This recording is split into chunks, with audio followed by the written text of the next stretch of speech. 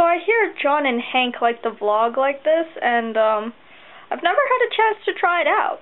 So basically, being the Canadian that I am, I just got back from snowboarding, and my legs feel like they've been jelly legs jinxed.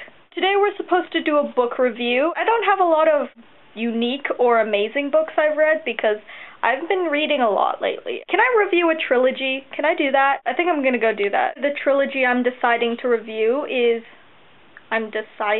Oh, poor grammar. The trilogy I've decided to review is the Bartimaeus Trilogy.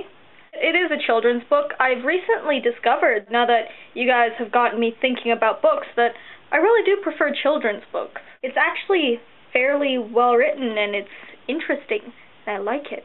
The whole idea of the trilogy is that there are the two main characters. One is Bartimaeus, who has the trilogy named after him. Does that work grammatically? See, this is why we need a grammar nerd fighter. I am awful at putting sentences together. So, Bartimaeus is a demon. He's very old and he's very powerful, and he's been around for a long while. Demons, they're immortal.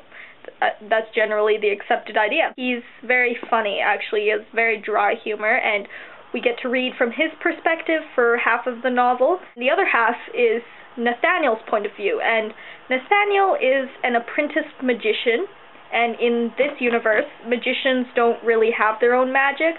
They harness the magic of demons. It takes a lot of practice and many years of study, because if you mess up, the demon can set a fire under your feet, literally, and that doesn't work out so well.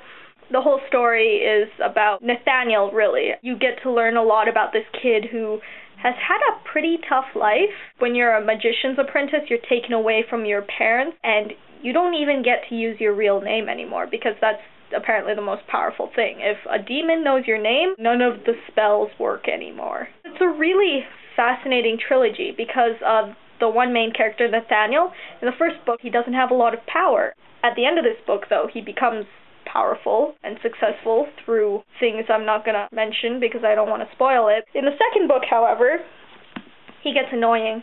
Nathaniel gets arrogant because of his power, and he's 12 in this, I think. Is he 12? Nope, he's 14. We skipped a few years. This main character changes so drastically from a fairly likable boy who doesn't know what he's doing, someone you could sympathize with, to an arrogant little brat.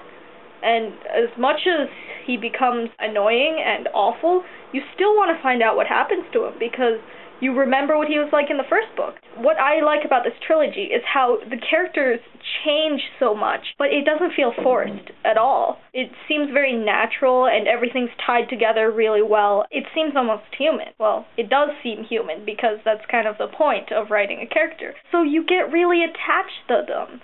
Personally, I remember crying over the book, but I cry over a lot of things. I think it's a really good read. It's definitely worth it for the characters. I haven't read anything else by the author, Jonathan Stroud. I know he's written other books, and I know he does some adult books, but this is the only thing I've read by him, and I really need to go out and look for his other stuff. But yeah, if one of you guys decide to read this trilogy, then let me know. We can discuss, because I would love to discuss this with someone. I only have one other friend who's read it, and she doesn't stay on topic very well, so discussions don't work. Oh, and everybody, DFTBA. No, it's not permanent. It's just ballpoint pen.